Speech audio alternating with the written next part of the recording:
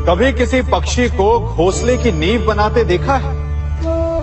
अथक परिश्रम करके तिनका तिनका बिटोर कर वो पक्षी अपना घोंसला बनाता है, अपनी संतान के लिए एक सुरक्षित घर बनाता है। और फिर कहीं से तीव्र आंधी आती है, भारी वर्षा होती है और उसका घोंसला तिनका तिनका करके बिखर जाता है। फिर वो पक्षी क्या करता है? वो रोता नहीं, ना ही विलाप करता है।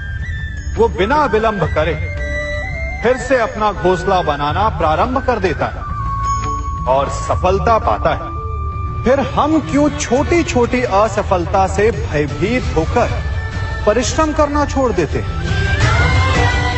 एक बात सदा स्मरण रखिएगा, हर वृक्ष कुल्हाड़ी की एक मार से नीचे नहीं गिरता, हर चट्टान घन के एक प्रहार से नहीं टूटती।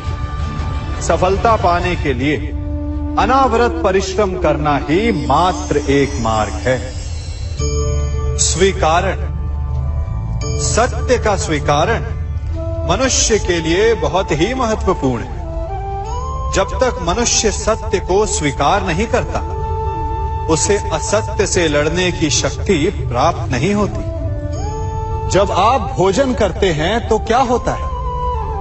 आपका पेट स्वीकारता है कि वो भर चुका है और आप भोजन करना बंद कर देते हैं। जब आपको निद्रा आती है तो क्या होता है? आपका मन स्वीकारता है कि आपका शरीर थक चुका है और उसे विश्राम की आवश्यकता है। उसी प्रकार जब आपको किसी व्यसन को रोकना हो तो आपको स्वीकारना पड़ता है कि बहुत हो चुका, चाहे वो लालच हो या मदिरापान। उस व्यसन का त्यागना तभी प्रारंभ होता है जब आप ये स्वीकार कर लेते हैं कि आप उस व्यसन के बंधक हैं। हम में से ऐसा कोई नहीं जिनकी परछाई उनसे दूर रहती। हमारी परछाई सदैव हमारे साथ रहती है। कदाचित हमारी परछाई हमारे कर्मों के फलों का संकेत है। कदाचित इसी कारण कई बार हमें अपनी परछाई से भय भी लगता है, परंतु इस भय से निवारण पाने का एक साधन अवश्य है। वो है सूर्य की ओर मुख करना या किसी प्रकाश के स्रोत की ओर मुख करना, क्योंकि तब हमें हमारी परछाई दिखाई नहीं देती। यदि इसे जीवन के संदर्भ में देखें तो ये प्रकाश का स्रोत शुभ कर्मों की चेतना है। यदि आपके मन में शुभ कर्म करने की इच्छा है तो आपको कभी भी अपने कर्मों के फल का भय नहीं होगा, क्योंकि यदि आपका मन शुद्ध होगा तो आपके कर्म शुद्ध होंगे और शुद्ध कर्मों का फल कभी अशुद्ध नहीं हो सकता। आज मैं आप सबको एक कथा सुनाता हूं। एक दिन प्रातः एक व्यापारी अपने घर से निकला। घर से निकलते ही एक बिल्ली ने उस व्यापारी का मार्ग काट दी। व्यापारी घबरा गया। वो फिर से घर लौट गया और शुभ घड़ी की प्रतीक्षा करने लगा। और जब वो पुनः अपने घर से निकला तब वो वाहन जा चुका था जिससे राजा तक पहुंचकर उसे भेंट देनी थी।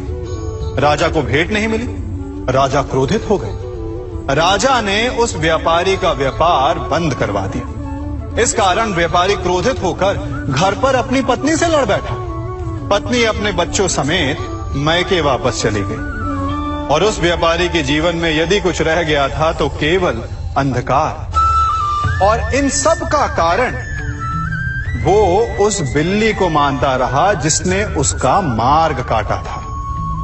ऐसा ही एक दूसरा व्यापारी राजा को भेंट देने निकला और उस व्यापारी का मार्ग भी एक बिल्ली ने काट दिया। वो व्यापारी तनिक घबराया, परंतु उसने आगे बढ़ना अधिक उचित समझा। राजा तक वो समय पर पहुंचा। उसने राजा को भेंट दी। राजा प्रसन्न हुए और राजा ने व्यापारी को अपना व्यापार बढ़ाने की अनुमति दी, स्वर्ण आभूषण दी। जब व्यापारी घर पर पहुंचा तो पत्नी को आभूषण और अपने बच्चों को देने के लिए वस्त्र थे उसके पास। हर ओर प्रसन्नता थी। समझ रहे हैं ना, दोनों के साथ एक ही प्रकार की घटना हुई, परंतु दोनों की प्रतिक्रिया भिन्न थी। ऐसा ही हमारा जीवन भी है। हमारे जीवन में प्रारब्ध का अपना स्थान है, परंतु उससे कई अधिक महत्वपूर्ण हमारी प्रतिक्रिया, हमारे सोच का प्रभाव है। क्योंकि यही हमारे जीवन को आकार देते हैं। इसलिए अपनी सोच को सकारात्मक रखिए। आपका जीवन सदैव आनंदमय रहेगा। आप इन दो पात्रों को देख रहे हैं। मेरे इस पात्र में जल है और ये पात्र मिष्ठान से भरा हुआ है। दोनों ही पात्र भरे हैं, परंतु देखिए, मिश्री को जल में मिला दिया, जल ने मिश्री को अपना लिया, मिश्री ने अपना अस्तित्व खो दिया। परंतु जल को अभिमान है कि उसका अस्तित्व अभी भी बना हुआ है। परंतु जो इस जल को चखेगा उसे अवश्य पता चल जाएगा कि ये जल अब वो जल नहीं रहा, ये अब शरबत बन गया। हमारा त्याग, हमारे बलिदान भी ऐसे ही होते हैं। जो इस बात को अनुभव करते हैं वो समझ सकते हैं कि कैसे हमने समय की धारा को बदल दिया।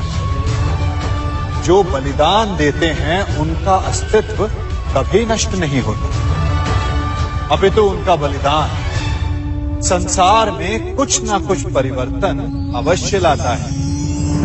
हम सभी कभी ना कभी, कहीं ना कहीं अपने जीवन में यात्रा अवश्य करते हैं।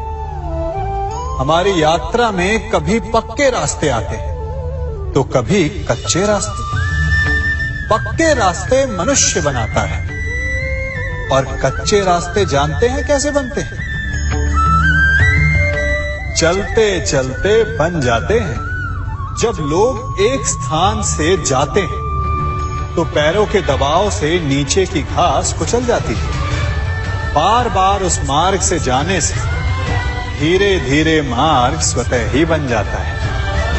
और यही जीवन है, यही नियति है। जब आपके जीवन में आपको मार्ग ना मिले तो रुकिए नहीं, आगे बढ़ते रहिए और आपके पैरों के दबाव से मार्ग स्वतः ही बन जाएगा। हम सभी अपने जीवन में सफलता चाहते हैं, है ना? उसके लिए हम रात दिन परिश्रम करते हैं, कड़ी मेहनत करते हैं, परंतु फिर भी असफल हो जाते हैं। परंतु ऐसा क्यों होता है? कभी सोचा आप सबने? क्योंकि सफलता पाने का मंत्र बड़ा कठिन नहीं, बड़ा सरल है। उचित विचार, उचित समय, उचित स्थान पर उचित प्रहार। जब आपके विचार, समय, स्थान और प्रहार यानी परिश्रम उचित है तो सफलता आप ही को मिलेगी। जिस प्रकार एक लोहार लोहे से कुछ बनाते समय उस लोहे के सही ताप तक के आने की प्रतीक्षा करता है और समय आने पर उचित स्थान पर पर्याप्त बल से प्रहार करता है और लोहा आकार ले लेता है, ठीक उसी प्रकार आपकी सफलता भी आकार लेती है। हम सभी को अपने जीवन में कभी ना कभी निराशा मिलती है, असफलता मिलती है और अधिकतर लोग इसके पश्चात भाग्य का रोना लेकर बैठ जाते हैं। कुछ कहते हैं कि जिस स्थान पर मैं हूं उससे कई ऊंचे स्थान पर होने के योग्य था, परंतु नहीं जा पाया। किसी को पीड़ा है कि उसे जो मिलना चाहिए था वो उसे नहीं मिला, भाग्य ही बुरा था। भाग्य क्या होता है? भाग्य वन में खिला पुष्प देवताओं को चढ़ाया जाएगा या किसी सुंदरी की वेणी में वो सजेगा या फिर उसे कुचलकर उत्पाद बना दिया जाएगा। ये सब एक पुष्प के नियंत्रण में नहीं होता, परंतु जब तक उस पुष्प का अस्तित्व है सुगंध बिखेरना उसके वश में अवश्य है। परंतु भाग्य हमारे वश में नहीं, और जो हमारे वश में नहीं उसके लिए दुखी होने से क्या होगा। कर्म पर वश है, वो कीजिए और धीरे धीरे भाग्य आपके वश में आ जाएगा, क्योंकि कर्म ही प्रधान है।